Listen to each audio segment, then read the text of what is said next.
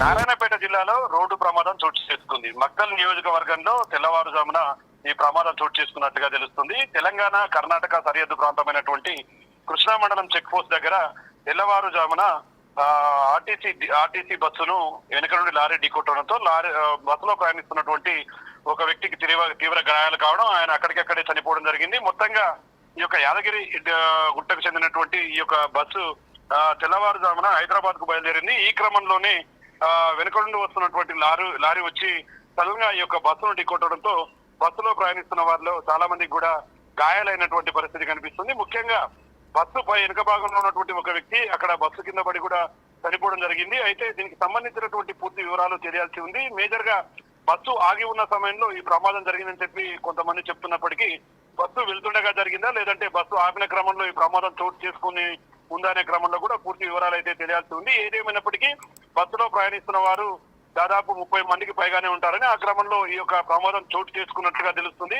మొత్తంగా మనం విజువల్స్ లో చూసినట్టయితే కనుక బస్సు వెనక భాగం అంతా కూడా పూర్తిగా డ్యామేజ్ అయి చిందరవందర అయినటువంటి పరిస్థితి కనిపించింది. మొత్తంగా పెద్ద ప్రమాదం తప్పడంతో అందరూ కూడా ఒక్కసారిగా ఊపిరి పీల్చుకున్నారు. మొత్తంగా చనిపోయిన వ్యక్తి మహబూబ్ నగర్ జిల్లాకు సంబంధించినటువంటి వ్యక్తిగా కూడా నిర్ధారించినటువంటి పరిస్థితి అయితే అక్కడ కనిపిస్తుంది. ఈ వ్యక్తి చనిపోవడంతో వారి కుటుంబ సభ్యులైతే రోదనను మిన్నంటినటువంటి పరిస్థితి అక్కడ కనిపిస్తుంది. ఏదేమైనప్పటికీ ఈ ప్రమాద ఘటనకు సంబంధించి ప్రమాదం జరిగిందని తెలుసుకున్న వెంటనే మక్తల్కు సంబంధించినటువంటి పోలీసులు అయితే ఉటావుటిని అక్కడికి చేరుకున్నారు. ప్రమాద ఘటన సమయంలో అక్కడ ఉన్నటువంటి వారిని అందరినీ కూడా స్థానికంగా ఉన్నటువంటి ఎవరైతే గాయపడ్డారో వారందరినీ కూడా ప్రభుత్వ ఆసుపత్రికి కూడా తరలించినటువంటి పరిస్థితి అయితే అక్కడ కనిపిస్తుంది.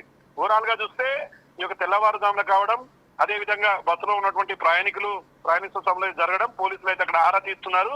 అంటే బస్సు సైడ్ కి ఆపి ఉన్నదా లేదంటే బస్సు వెళ్తున్న క్రమంలోనే స్పీడ్ గా వచ్చి లారీ దాన్ని ఢీకొట్టింది అనేది మాత్రం తెలియాల్సి ఉంది. ఇప్పటికైతే పోలీసులు కేసును అయితే నమోదు చేసినటువంటి పరిస్థితి అయితే కనిపిస్తుంది.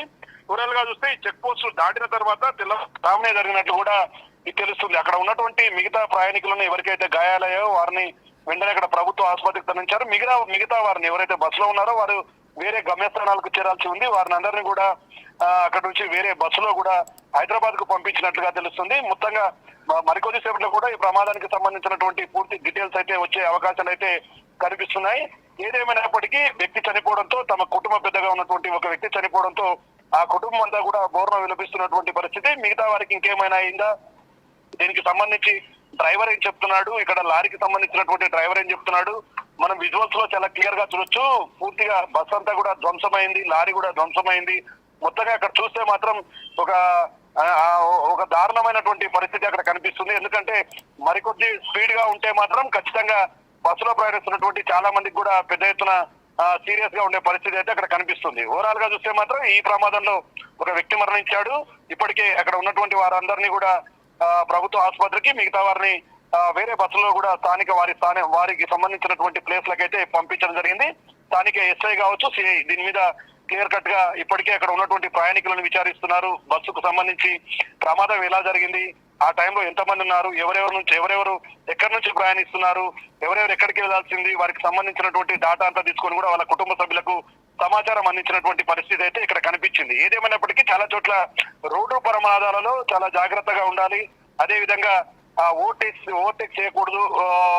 హైవేల మీద కానీ రోడ్ల మీద కానీ వెళ్లే క్రమంలో కూడా జాగ్రత్తలు ప్రదర్శించాలని చెప్పి ఒకవైపు ఆర్టీఓ అధికారులు చెప్తున్నారు. మరోవైపు ఎక్కువ శాతం లారీకి సంబంధించినటువంటి డ్రైవర్లు ఎక్కువ దూరం ప్రయాణించడం కావచ్చు, అదే విధంగా వారు ఎక్కువ దూరం ప్రయాణం చేసే క్రమంలో కూడా వారికి నిద్ర లేకపోవడం, ఇలాంటి క్రమంలో కూడా ఎట్లాంటి ప్రమాదాలు చోటు చేసుకుంటున్నాయి. వారికి సంబంధించి రోడ్ల పైన కూడా విశ్రాంతి గదులను కూడా చాలా చోట్ల ఏర్పాటు చేయాల్సినటువంటి అవసరం ఉంది.